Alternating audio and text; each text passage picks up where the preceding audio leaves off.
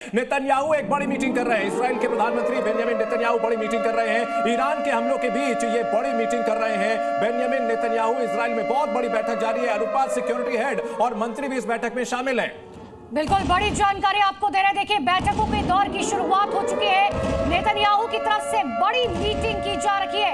Iran के जो हमले लगातार जारी हैं, देर रात से ये हमले किए जा रहे हैं, इन पर मीटिंग की जा रही है। और इजराइल में बहुत बड़ी बैठक की जा रही है जिसमें सिक्योरिटी हेड से लेकर तमाम मंत्री लगातार शामिल है। ओपी तिवारी जी, मेरा एक बहुत सीरियस सवाल आपसे है, क्योंकि जो तस्वीरें सामने आ रखी हैं, खास तौर पर रिहायशी इलाके जहां पर घनी आबादी के लोग हैं, ऐसी तस्वीरें सामने आ रखी है जो लोग अपने फोन से कैद कर पा रहे हैं, जिससे ये पता चलता है कि वहां पर एक घनी आबादी रहती है।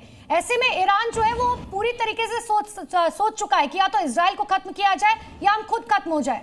देखिए, ईरान एक छोटा सा देश है, ठीक है, सॉरी माय फॉल्ट, इजराइल एक छोटा सा देश है। इजराइल के टारगेट से जो भी बड़े बड़े शहर हैं, फैक्ट्रीज हैं, तो उनको टारगेट तो ईरान ऑफ कोर्स करेगा ही। इसके पहले बताने के पहले मैं एयरक्राफ्ट की बात करना चाहूंगा। F-35 एयरक्राफ्ट मॉडर्न एयरक्राफ्ट है, लेकिन एयरक्राफ्ट को बचाया कैसे जाता है? इसमें इलेक्ट्रॉनिक मैग्नेटिक वॉरफेयर और ये इलेक्ट्रॉनिक मैग्नेटिक वेव्स का बहुत तगड़ा यूज किया जाता है। और सिंस ये जहाज इतने 1000 किलोमीटर आगे जा चुके हैं, तो इजराइल के पास ये कैपेबिलिटी नहीं है कि वहां अपनी जैमिंग इफेक्टिव रखे और जहाज को बचा सके। तो F-35 को गिराना कोई मुश्किल काम नहीं है, बगल में है, पास में है तो गिराया जा सकता है, जहां पर इलेक्ट्रॉनिक वॉरफेयर प्ले नहीं कर सकता। अब ये जैसे ईरान का सवाल है, ईरान तो टारगेट करेगा। ईरान के पास नंबर बहुत है मिसाइल्स के। सी एक मिसाइल को बहुत ही प्रिसाइज अटैक करने के लिए बहुत महंगा बनाना पड़ता है, बट इफ मिसाइल की टारगेट मतलब जो रेंज है और एक्यूरेसी इतनी मजबूत नहीं हो तो सस्ते में ही बन सकता है। तो ये इस तरह के मिसाइल्स ईरान के पास है और ईरान पूरा इजराइल को टारगेट करेगा। रोक रही हूं और बड़ी खबर क्योंकि लगातार आ रही है, जिस तरीके से ईरान की तरफ से हमला किया जा रहा है,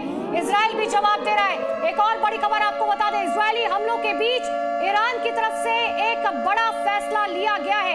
ईरान एयर स्पेस 2 बजे तक के लिए बंद किया गया। इस वक्त की सबसे बड़ी खबर आपको बता रहे हैं। और ईरान को यह मालूम है कि इजराइल के ओर से भी पलटवार किया जाएगा, क्योंकि जो मिसाइलों की बौछार इजराइल पर की गई है, उसके बाद इजराइल की ओर से पलटवार शुरू कर दिया गया है। ईरान के एयरस्पेस को 2 बजे तक के लिए बंद कर दिया गया है और इजराइल ने जिस तरह से एयरबेस को टारगेट करना शुरू भी कर दिया है। अब सवाल यह उठ रहा है कि पहले दोनों ने पहला वार होता है वो कर दिया है, इसके आगे क्या होगा? क्या एस्केलेशन लेवल और आगे बढ़ेगा या फिर अब दोनों देश जो है पोस्चरिंग के लिए आएंगे? इन सबके बीच मयंक जी, अगर बात की जाए तो शुरुआत में दोनों ने अपने अपने हथियार चमका दिए हैं, दोनों ने दिखा दिया है कि उनके पास क्या एबिलिटीज है। क्या अक्टूबर में जिस तरह से हुआ था, अक्टूबर 2024 में दोनों देशों ने एक दूसरे पर हमला किया था और उसके बाद कहा था कि हम एस्केलेशन नहीं चाहते, इस बार वैसे हालात हैं या फिर ऑल आउट वॉर ही एकमात्र विकल्प है?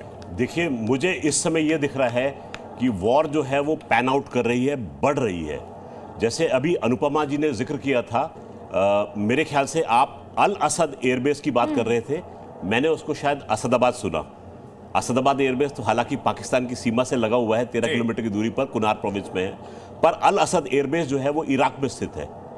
और आप देखिए कि इस समय ईरान जो है वो न केवल तेल अवीव पर अटैक कर रहा है, वो अमेरिकी बेसिस को भी टारगेट बना रहा है। अमेरिकी बेसिस को टारगेट बनाया है जी, अमेरिकी बेसिस को टारगेट। अभी तक तो ऐसी खबर नहीं आई है। मयंक जी, आपके पास क्या इंफॉर्मेशन है? क्योंकि अगर ऐसा होता है तो फिर तो लड़ाई नए लेवल पर पहुंच जाएगी। देखिए, एक अपुष्ट सूत्र से यह पता लगा था कि उन्होंने बगदाद में इनके कंसुलेट पे वार किया है जी।